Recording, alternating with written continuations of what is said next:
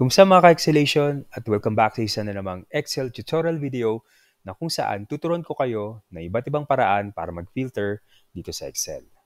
Kaya kung ready ka na, simulan na natin ito. Actually, maraming paraan para mag-filter ng ating data or ng ating table dito sa Excel.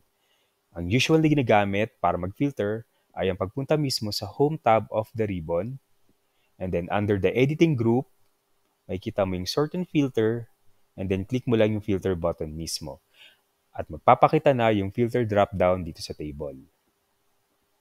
Isa pang paraan para mag-filter ay ang pagpunta sa Data tab at makikita mo under the Sort and Filter group yung filter button mismo. So pag kinlik mo siya, magpapakita yung filter drop-down sa table mo. Another way for you to filter is by right-clicking mismo dito sa table at makikita mo yung filter option dito. And then click mo yung filter by selected cells value at magpapakita uli yung filter drop-down sa table mo. Isa pang paraan para mag-filter kung mahilig ka namang gumamit ng keyboard shortcut, i-press mo lang yung Ctrl-Shift-L at magpapakita yung filter drop-down uli sa table mo. Yun yung mga basic or yung mga usual na ginagamit ng mga tao para mag-filter sa table nila. Ngayon, pwede mo ring i-convert yung ordinary table mo or yung ordinary table na meron ka dito sa Excel file mo into Microsoft Excel table. So para magawa mo yan, press mo yung Ctrl-T, papakita yung Create Table dialog box. Make sure mo lang na na-highlight yung buong table and then click OK. So once you click OK, automatic na i-convert ni Excel yung ordinary table mo into Microsoft Excel table. Now, kapag na-convert mo ito Microsoft Excel table, magkakaroon ka ng extra tab here sa ribbon that says Table Design, and pag kinlik mo siya, makikita mo yung filter button na naka-check. So pag hindi siya naka-check, i-check mo lang at magpapakita yung filter drop-down dito sa table mo. Now, kapag na-convert mo na ito into table at ayaw mong gamitin itong filter button at gusto mo maging fancy-fancy ng konti, pwede mong lagyan yan ng slicer. So pag kinlik mo yung table design, makikita mo yung insert slicer under the tools group. Pag kinlik mo siya, and then pili ka lang kung anong gusto mong i-filter. Halimbawa, gusto natin i-filter by salesman, and then click OK, at magpapakita lahat ng salesman dito sa option na meron tayo sa slicer natin. Halimbawa, gusto natin i-filter si Liza lang ang gusto natin na mapakita. Lahat ng Lisa sa list, papakita niya. Halimbawa si Ann, lahat ng Ann, papakita niya. Pwede mo rin naman i-click dalawa, Ann and Gemma, papakita niya si Ann at Gemma all together. Kung gusto mo naman ibalik sa lahat, click mo lang tong X at babalik na siya sa ordinary or original format ng table mo. Yan ang paggamit ng splicer sa table. Take note, ang splicer ay magagamit mo lamang kapag meron ka at kinonvert mo into Microsoft Excel table yung ordinary table mo. Hindi mo ito magagamit itong splicer kapag hindi naka-Microsoft Excel table yung table mo. Okay? Isa pang paraan para mag-filter ay ang paggamit mismo ng filter function. By the way, ang filter function is available only to Microsoft 365 or Microsoft Excel version 2021 only. Okay? Kapag hindi siya ganun o kapag hindi ganun ang version ng Excel mo, hindi ito available itong function na ito. So para magawa natin yan, type lang natin =, filter, and then yung array, which is yung buong table natin. Okay?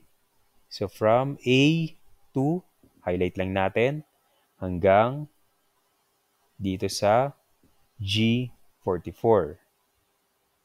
And then, comma, and then we want to filter by name. Kaya, i-highlight natin salesman, which is under column E. So, highlight natin E2 to E44. And then, equal sign. Click lang natin tong isa-search natin para ma-filter yung ating table. Okay? And then kung gusto mong maglagay o gusto mong mag-declare ng kahit ano kapag hindi nahanap ni filter yung pangalan na gusto nating i-filter, pwede ka mag-type ng kahit ano dito. For example, no data. Then close na natin yung ating formula. Then hit enter key. So no data ang papakita niya dahil wala pa tayong tinatype dito sa search natin. Okay? Let's say Liza. Type natin Liza. Papakita niya lahat ng pangalan ni Liza. Okay? Lahat ng entry na meron tayo na Liza ang pangalan dito sa original table natin. Okay? Let's say Marcus. Marcus. Lahat ng pangalan or lahat ng entry na meron tayo under Marcus name, ibabalik ni filter function. Okay? I-type natin Joel. Babalik niya, yung filter function is no data dahil wala naman tayong entry na Joel ang pangalan sa original table natin. So that's another way for you to filter your table by using the filter function in Excel. Okay? Isa pang paraan para mag-filter, yung unconventional way of filtering na pwede natin gawin is by using the pivot table. Okay? So for example, we have here original table. So gawa tayo dito ng pivot table.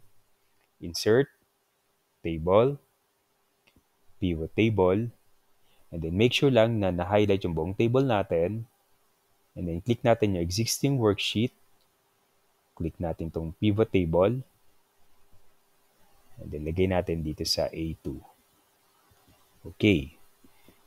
Ngayon, pwede mo na ngayon siyang ma-filter si salesman by putting it under the filter portion of your pivot table fields.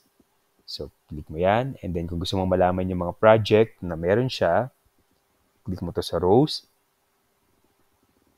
And then kung okay ka na dyan, pwede mo na ngayon filter by name. So, make sure that you click the select multiple names para makita mo at magpakita yung check mark. For example, click natin si Liza only. Filter natin by Liza. Papakita niya sa'yo ngayon lahat ng project na meron si Liza. Okay? So, for example, gusto natin makita, isama din natin si client. Ayan. Papakita din niya sa'yo ngayon yung project na meron si Liza and the client na nag-take over doon sa project na ginagawa ni Liza. Okay? To remove the project total, click mo lang field settings and then put none and then okay. Alright? So, yun yung unconventional way of filtering using pivot table, which is hindi naman masyadong ginagamit. Kasi ang pivot table is usually ginagamit lang yan to summarize the data if you have a big table na gusto mong masummarize at mapakita kapag gumagawa ka ng report na ipe-present mo sa manager mo. Alright? So again, these are the different ways or iba't ibang paraan para mag-filter ng table or ng data natin dito sa Excel. Kung nagustuhan mo ang video na ito, please make sure to like and subscribe para mas makatulong pa tayo sa mas marami pa nating ka-Excelation. Maraming salamat!